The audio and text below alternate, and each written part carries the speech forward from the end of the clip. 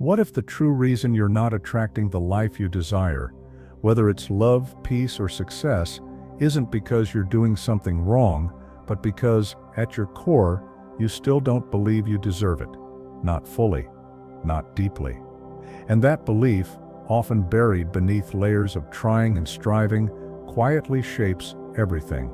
Here's the paradox that few understand: the moment you stop chasing and begin to truly love yourself, not in theory, but in practice, is the moment life begins to move toward you with ease. You don't have to earn your place in the universe. You already belong, as the Buddha taught.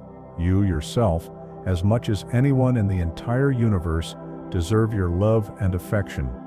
But most of us have been conditioned to look outward, to seek approval, validation, even our sense of worth, from the outside world. We measure our value by someone else's recognition. Buddhism gently invites us to turn inwards, because the world, as it turns out, is always mirroring how we treat ourselves. So pause and ask yourself honestly, what is your energy actually calling in? Is it soaked in quiet self-respect, or is it vibrating with hidden desperation? Are you radiating confidence, or are you quietly pleading to be seen? In this video, we'll dive into powerful Buddhist teachings that show how self-love, genuine, grounded, spiritual self-love, can begin to transform not just how you feel inside, but what unfolds around you. And at the end, we'll share a bonus insight, one rarely spoken, yet deeply liberating. It's the kind of truth that shifts everything the moment it clicks. So before we begin, where each video offers a pathway into calm, clarity, and ancient Buddhist insight you won't find in the noise of modern life, let's begin. 1. Chasing is the shadow of self-doubt. Why is it that the more desperately we run after something, love, success, inner peace, the more it seems to slip through our fingers? Why does life appear to retreat the moment we start chasing it? Buddhism offers a quiet but powerful insight. The one who chases the world forgets the stillness that moves it. In other words, when your inner world is restless, life cannot settle around you. The chase, no matter how noble or urgent it seems, often comes not from confidence, but from lack. Not from clarity, but from fear. Imagine this. There's a bird resting in your open palm. If you suddenly grasp at it, startled by your own need to possess it, it will surely fly away. But if you remain calm, steady, and open, it may choose to stay. This is how all meaningful things in life respond. They are drawn not to frantic reaching, but to the gentle gravity of your presence. When you chase from a place of need or emptiness, that energy, however subtle, is felt. And even when masked as ambition or hard work, fear has a scent. It repels. Not because the universe is punishing you, but because life is always mirroring the state of your soul. We've been trained to believe that desire means pursuit. Run harder, work more, prove yourself, get there faster. But Buddhism teaches a different rhythm, one of conscious stillness, not passive waiting but embodied presence. It's not about giving up your dreams, but about giving up the desperate energy behind them. When you begin to love yourself fully, the chase loses its power. You no longer beg life to validate your worth. You already embody it.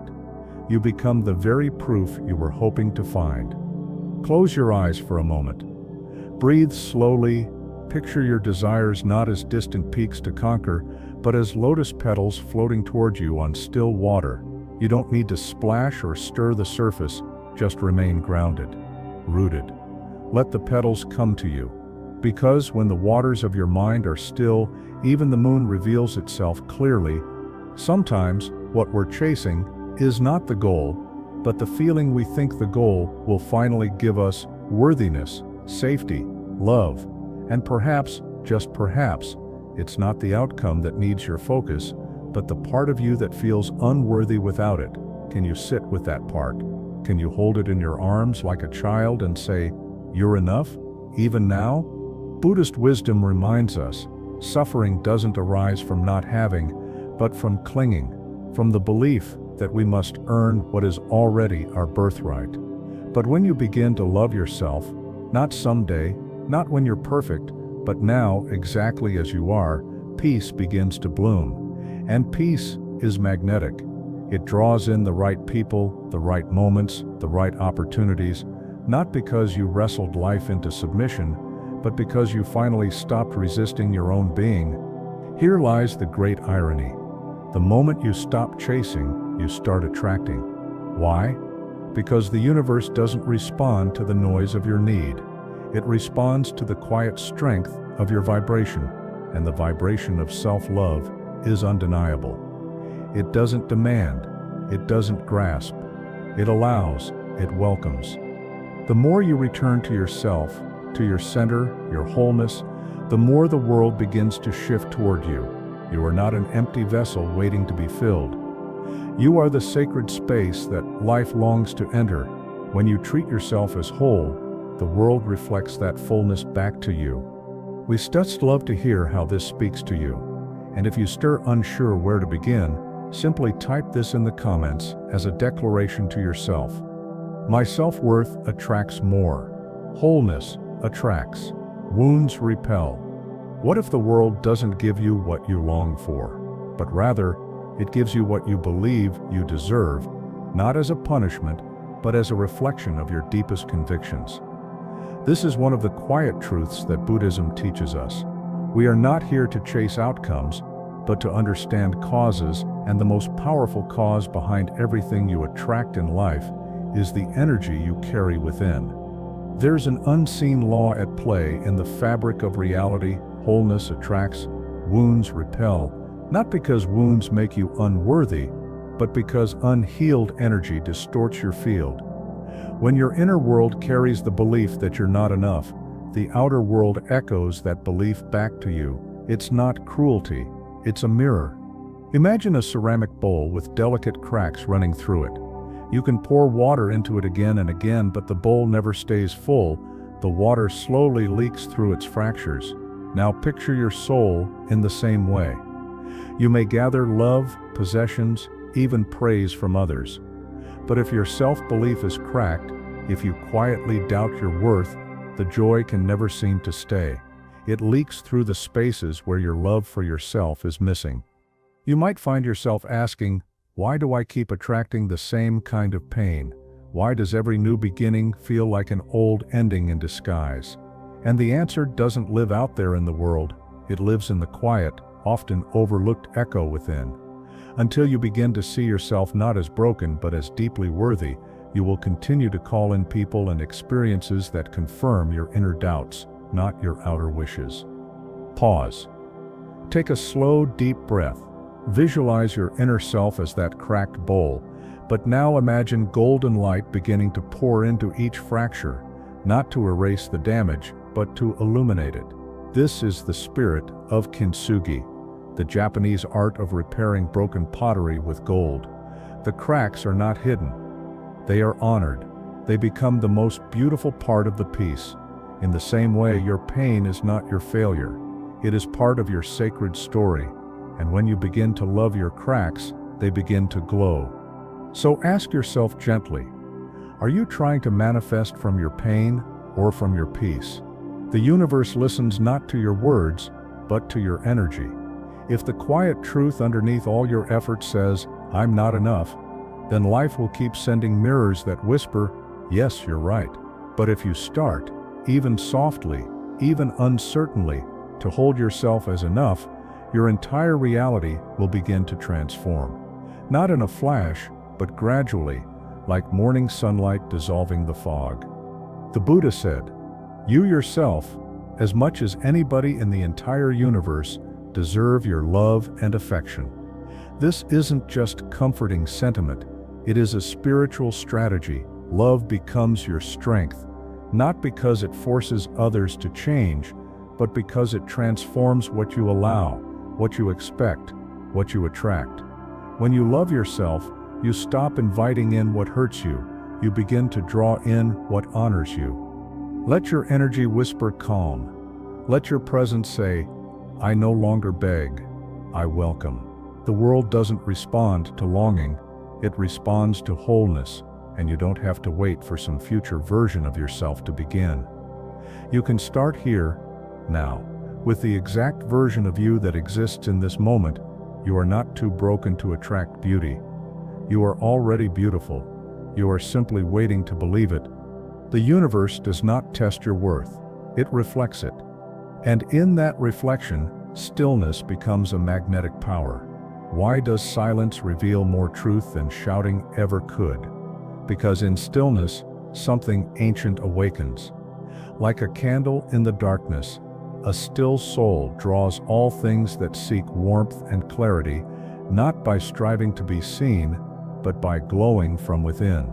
This is your path, and you are already on it. In Buddhism, this is not called passivity. It is called alignment. A sacred inner harmony that arises not when you stop caring, but when you stop clinging. When you are no longer frantic to be seen, no longer desperate to be chosen, your energy shifts, becomes pure, steady, magnetic, and in that purity, life begins to listen. Not because you're louder, not because you finally proved something, but because you've returned to the quiet center of your being, the place where truth no longer needs to shout. We live in a world obsessed with noise. The loudest voices dominate the room. The boldest gestures often win the applause. But beneath the surface, life does not respond to volume. It responds to vibration, to the quiet frequency of clarity. Stillness, in this context, is not laziness or giving up. It is inner order. When your thoughts are no longer racing, when your heart no longer grasps, when your energy no longer pushes, you become naturally aligned with the rhythm of things. And in that alignment, you don't chase. You attract. Close your eyes now. Breathe in. Breathe out. Feel the breath move through you like ripples across a still lake. There is nothing to fix in this moment. Nothing to prove. Just being. And in that being, a power rises. A grounded, luminous power that doesn't shout to be heard, doesn't beg to be noticed. It simply is, and it is felt. Many people ask, why do I feel invisible despite all my efforts? And often the answer lies not in what you're doing, but in why you're doing it. Where in your life are you being loud because you're afraid of being ignored? That noise, whether it's in the form of overachievement, constant proving, or emotional urgency, is often a mask for the deeper wound of unworthiness. But here's the real question. What would shift if you trusted your presence more than your performance? Think of a flower blooming quietly in a sunlit corner. The bees still find it. Think of a mountain standing still for centuries. The clouds move around it. This is the essence of stillness. It's not the absence of power, it is the highest form of it. Because when you are still, your energy speaks clearly, and in that clear, pure vibration, the right people come, the right opportunities arrive.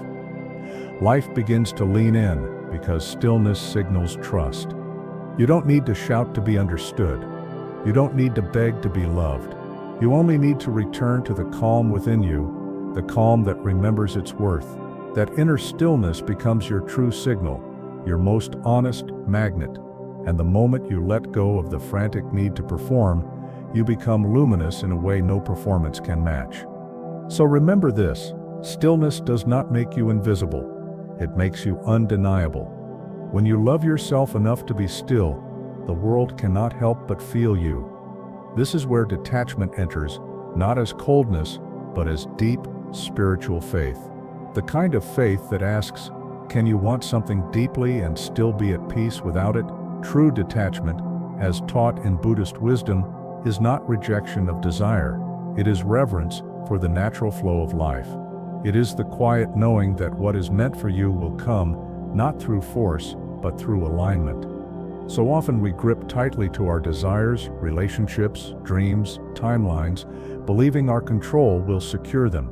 But the tighter we hold, the more life resists, not because the dream is wrong, but because fear has taken the place of trust. And where fear leads, peace cannot follow. Close your eyes again, Imagine your deepest desire, a dream, a hope, a relationship, as a butterfly resting gently on your open palm. Notice the urge to close your fingers, to trap it, to make it stay, and then don't. Instead, breathe, remain open, let it rest, let it choose. And if it flies away, let it go. Not because you don't care, but because you trust. You trust that what is truly meant for you cannot be taken away, not by time, not by people, not even by distance. Detachment is the highest form of faith. It whispers, "I have planted the seed. Now I will not dig it up every day to check if it steps growing." It is the wisdom to know when to act and when to surrender, not as a sign of weakness, but as an act of profound respect for life's timing. Ask yourself gently now, what are you holding so tightly it cannot breathe? Perhaps it's a person, a future you've scripted in your mind, or the image of who you think you must become. Can you loosen your grip? Can you release the outcome? Can you love without clinging, strive without suffering? The Buddha taught, you only lose what you cling to. It's not the letting go that causes pain, it's the resistance to letting go. But when you begin to soften, even just a little, something extraordinary happens. Peace enters, energy clears. Life begins to move again, not against you, but through you. This is the path of the aligned soul. This is the quiet power of stillness. And this is the sacred art of becoming whole again. This doesn't mean you stop caring. On the contrary, it means you care so deeply, so truly, that you're willing to let things grow on their own. It means your trust has finally outgrown your fear, that your heart no longer clings in desperation, but opens in quiet confidence. And that's when the universe begins to respond, not to your grasping, but to your grace. Not to how tightly you hold on, but to how fully you've surrendered to the rhythm of what's meant to be. You are allowed to want beautiful things. You are allowed to dream, to desire, to hope for more. But love yourself enough not to make your happiness dependent on those things. Let your joy rise from the depth of your presence, not the weight of your possessions. Let it be the kind of joy that cannot be shaken by gain or loss, because it is rooted not in having, but in being. This is the secret to becoming unshakable. When your desire is no longer frantic, when your spirit is no longer chained to outcomes, something profound happens. Peace enters. You remain open to life, but you are no longer ruled by it. You can want without needing. You can hope without hurting. You can let go, not because you don't care, but because you do, because you trust. And what is meant for you will never require force. It will never need to be begged for, wrestled with, or chased into submission. When you love yourself enough to release the need for control, life begins to unfold in ways that not even your best plans could have imagined, because control limits. Trust expands, and grace. Grace lets the universe breathe into your story with possibilities you never dared to expect. We test love to hear how this lands with you. And if you're not sure what to say, just type "My self-worth attracts more." Now let's soften even further. Let's talk about healing. What if healing isn't about fixing yourself, but about finally holding your pain without judgment? What if peace isn't found in perfection, but in the permission to be exactly as you are, even when you're hurting? In a world obsessed with constant self-improvement, Buddhism whispers a gentler truth. You don't need to be perfect to be at peace. You only need to stop abandoning yourself every time you feel pain. Peace is not the absence of suffering. It's the presence of love, even in suffering. That love begins not when the pain ends, but when you stop treating your wounds like enemies. So many of us scramble to hide our chaos, to silence it, to fix it. But what if your deepest pain isn't asking for a solution, only your compassion? What if all it needs is space to breathe, to be held in the warmth of your awareness? When you meet your flaws with kindness instead of shame, everything begins to shift. you soften. You become safe to yourself. And that safety radiates outward. It becomes a quiet light.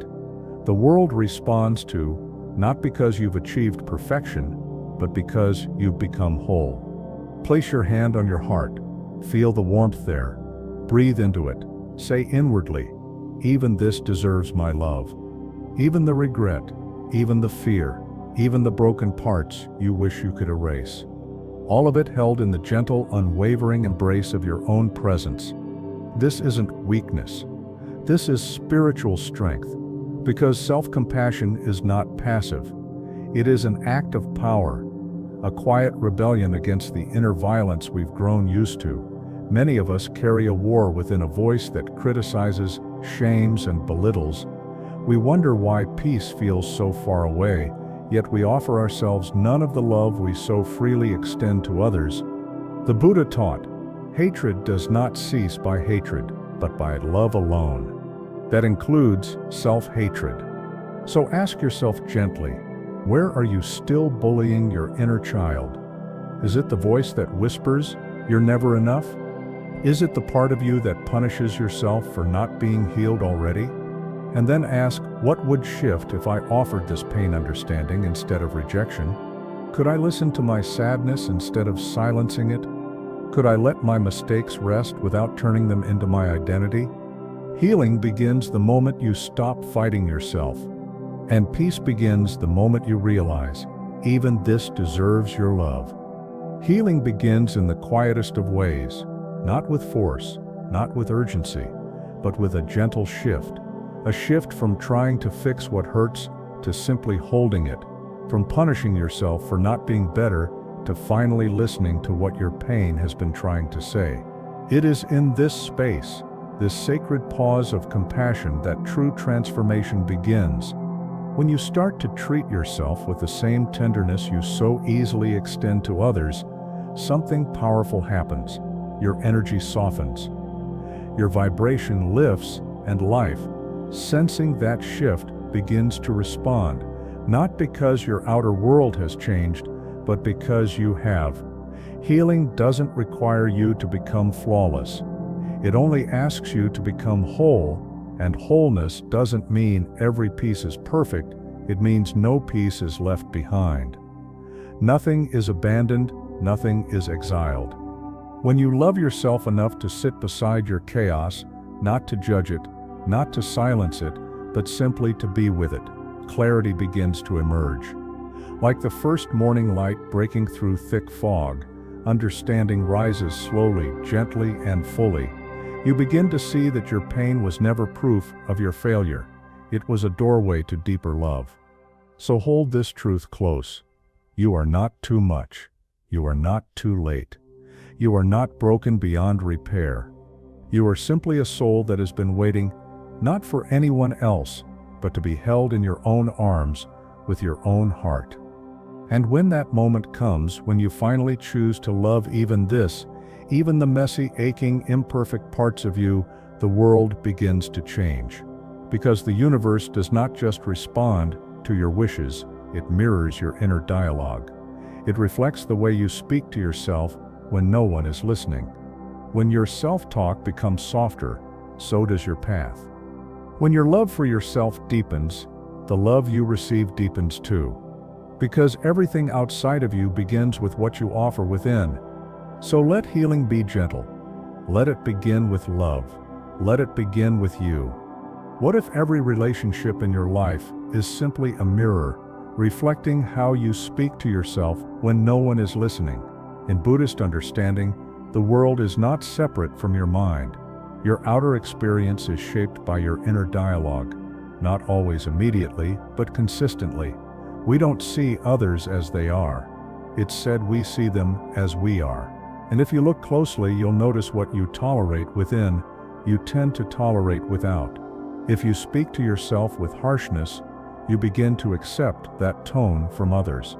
If you neglect your own emotional needs, you attract relationships that do the same. This isn't blame, it's awareness. When you begin to love yourself truly and quietly, you raise the energetic standard for everything in your life.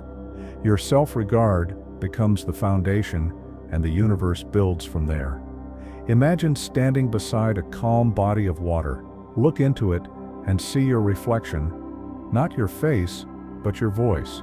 What are you saying to yourself when you're alone? Are you encouraging, or are you tearing down your own spirit before anyone else has the chance?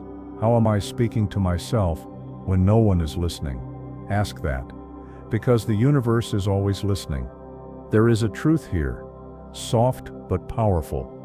Self-love sets the energetic minimum for how others treat you. When you respect your boundaries, others begin to do the same.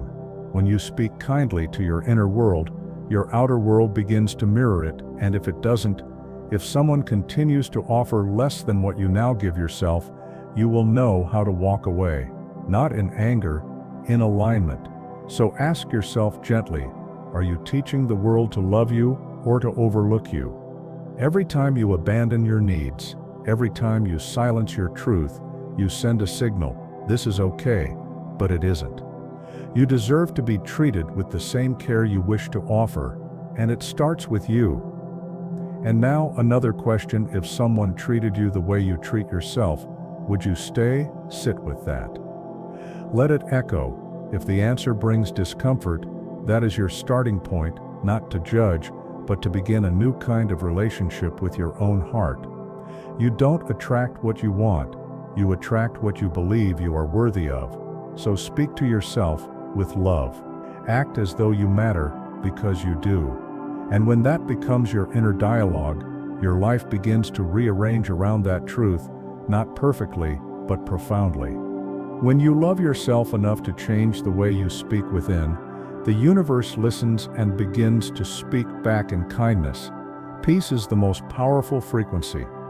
Why do the most peaceful people seem to draw everything they need, without the chase, without the noise? In Buddhism, it is taught that still water reflects the stars, not because it tries, but because it is calm enough to receive. Peace is not a luxury, it is a powerful frequency, one that signals to life itself, I am ready, not because I control, but because I trust. Inner peace creates space, and in space, things arrive. When your heart is no longer crowded with fear, attachment, or restlessness, there is room for what you truly desire to enter, not rushed, not forced, but invited. Peace becomes the gate through which all blessings flow, not because you chase them, but because you are aligned with their arrival. Take a breath. Imagine yourself sitting in a quiet forest, the air still, the wind gentle. You are not striving, you are not proving, you are simply being what comes to you in this silence. Perhaps an idea, perhaps a memory, or maybe a deep knowing that you are already enough. In that awareness, you become a magnet, not for everything, but for what truly belongs. Yet many avoid this peace, not because they don't want it, but because it reveals too much. Noise becomes a shield. We fill our lives with distractions, urgency, and chaos, not always to achieve, but to avoid. Are you filling your life with noise to avoid your own stillness? Stillness, after all, reflects everything, and sometimes what we see in that reflection is uncomfortable, but only when we see it can we soften it. The most peaceful people are not untouched by pain. They are simply no longer ruled by it. Their strength comes from within, from having sat in silence with their fears and having made peace with them. That presence, that calm, it draws others. It draws opportunity. It draws abundance, not because it asks loudly, but because it stands quietly without resistance. So ask yourself with openness, what might life bring if you stopped demanding and started allowing? What if instead of pushing, you became spacious? What if instead of hustling, you rested in trust? Peace is not the absence of effort. It is the absence of struggle. It is the choice to let life come to you while you remain deeply rooted in your own being. You do not need to exhaust yourself to be worthy. You do not need to force what is meant for you. Love yourself enough to create peace within, and the world will begin to reflect it without. When your frequency is calm, your life begins to harmonize, not immediately, but inevitably. So remember, the still soul draws all that seeks light. In your calm, you become radiant. In your peace, you become powerful. Neediness is the enemy of receiving. Could your hunger for love be the very thing blocking its arrival? In Buddhism, we learn that clinging pushes away the very things we think we need, not because desire is wrong, but because desperation distorts our energy. What you cling to, you push away not with your hands, but with your fear, your self-abandonment, your belief that you are incomplete without it. The moment you believe you need something to be whole, you've already forgotten that you are. That forgetting creates a wall, and no matter how loudly you ask, the universe hears your lack more than your words. Neediness is not the same as longing. Longing can be soft, patient, open. Neediness is sharp. It says, if I don't have this, I am not enough. And that belief becomes a barrier, not a bridge. Close your eyes. Imagine a thick rope you've been gripping tightly. Perhaps a person, a goal, a version of yourself. Your hands are tired, your heart is heavy. Now imagine letting go, not out of defeat, but out of trust. Feel the relief in your hands. Feel the space opening in your chest. That's what surrender feels like. Not giving up, but finally letting life breathe. We often confuse need with love, but true love does not beg, it does not plead. It invites, it welcomes, but never clings. So ask yourself, where does need disguise itself as desire in your life? Is it in the way you chase validation? The way you fear being alone? The way you shape yourself to be chosen? Ask deeper, can you trust that what's meant for you won't require begging? That what truly belongs to you will never ask you to shrink to receive it? When you begin to believe that you are already whole, your energy shifts. You go from searching to radiating. And in that radiance, life begins to respond. Self-love dissolves need. It says, even if nothing arrives, I am still enough. And ironically, it is from that space, the space of sufficiency, that everything begins to flow. Not because you stopped caring, but because you stopped clinging. You made space, you aligned. Need is heavy, it repels, but presence is light. It attracts. When you remember your own completeness, your desires stop screaming. They become gentle whispers, and gentle whispers are heard more clearly by the universe. So breathe. Let go of the rope. Trust your wholeness. When you love yourself enough to no longer beg, you finally begin to receive. And in that quiet, dignified energy, everything you once chased begins to find its way to you, not as a test, but as a reflection. Become what you want to receive. Are you asking for something you're not yet giving to yourself? This is the quiet question that shifts everything. In the teachings of Buddhism, the outer world is never separate. It is a mirror reflecting the truth of our being. We attract not what we want, but what we are. And so, if we wish to change what comes to us, we must first change what comes from us. If you want loyalty, ask yourself, am I loyal to my own needs, my boundaries, my truth? If you want peace, ask, do I feed my mind peace, or do I let it feast on anxiety and comparison? If you want abundance, ask, do I speak of lack? Do I live in fear of not enough? So often, we call for light while clinging to the shadows we refuse to release. We pray for love while abandoning ourselves in silence. Imagine your future self, not someday far off, but the version of you who already lives in peace, love, and joy. Picture them. Breathe with them. What do they think? What do they feel? What do they choose? Each day that you are still resisting, that version is not out of reach. It is already within you, waiting for you to rise to meet it. You say you want clarity, but still surround yourself with noise. You say you want to be seen, but hide your true self behind masks. You say you want deep love, but speak harshly to your own heart. In what ways are you betraying the very thing you say you want? Sit gently with that, not to judge, but to awaken. Because to receive something new, we must become something new. That doesn't mean becoming someone else. It means becoming more honest, more open, more aligned with what we say we desire. Who do you need to become to receive what you're calling in? Not someday. Not after the perfect conditions, but now through small daily acts of self-honoring. The universe listens more to your frequency than your words, and frequency is created by being, not wishing. When your being aligns with your vision, life starts to mirror it, slowly at first, then all at once, not because it's magic, but because it's natural. What you radiate, you attract, and what you embody, you invite. So love yourself enough to become the love you're looking for. Be the peace you crave. Speak the truth you want to hear, because when you live the energy of what you seek, you no longer need to chase it.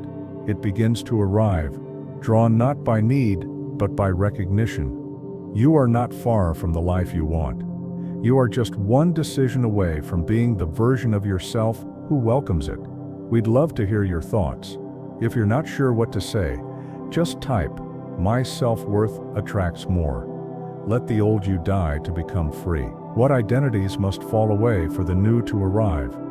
In the stillness of Buddhist reflection, we are reminded to be reborn.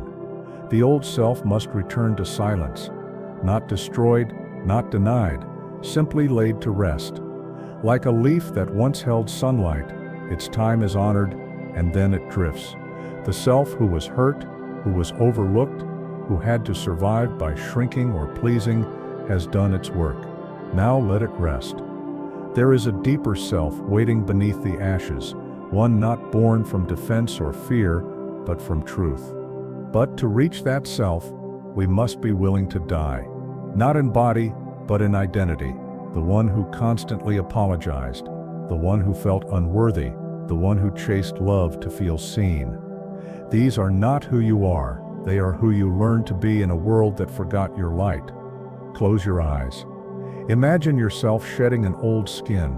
Feel it fall away, not with struggle, but with grace. And now, picture your bare feet stepping into a new morning. The light touches your face. The air is soft. You feel no urgency, only a quiet remembering you were never the pain. You were never the label. You were never the story. You are what remains when the story ends. So ask yourself, with tenderness, what stories about yourself are you still clinging to? Are you still defining yourself by who left you, by what you failed, by how long it took you to heal? Those stories may have been true once, but you are allowed to outgrow them. The past is not a prison unless you carry the key in your own pocket. And then ask, who are you without the pain? Not empty, but vast.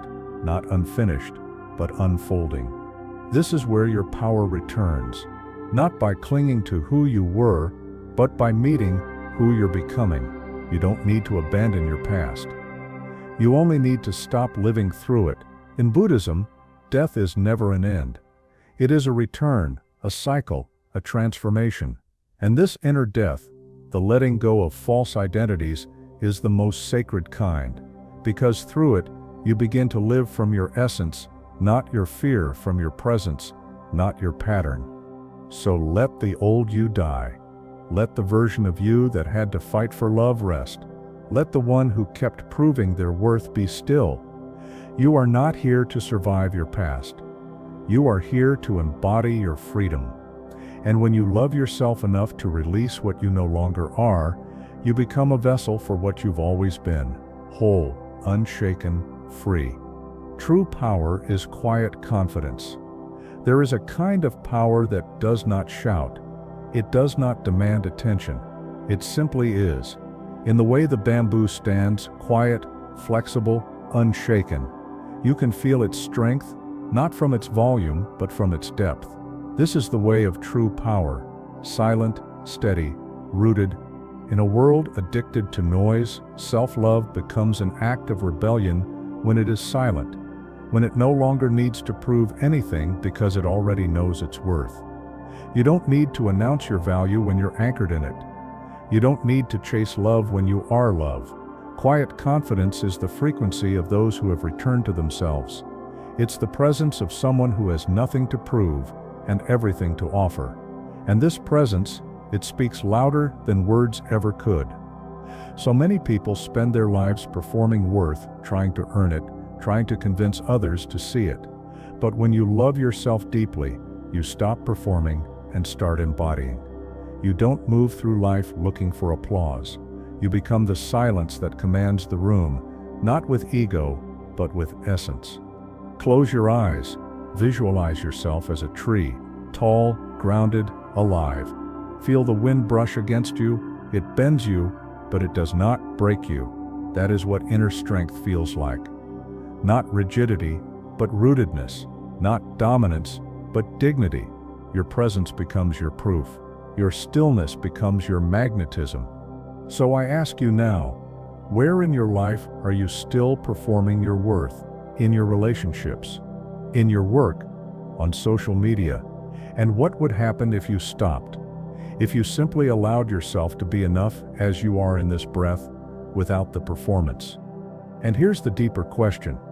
Can you let your energy speak louder than your words? Can you trust that how you carry yourself matters more than what you say? Because people may forget your voice, but they will never forget how they felt in your presence. Buddhist wisdom reminds us the strongest people are often the quietest, not because they are weak, but because they are complete. Their self-respect whispers where ego used to scream.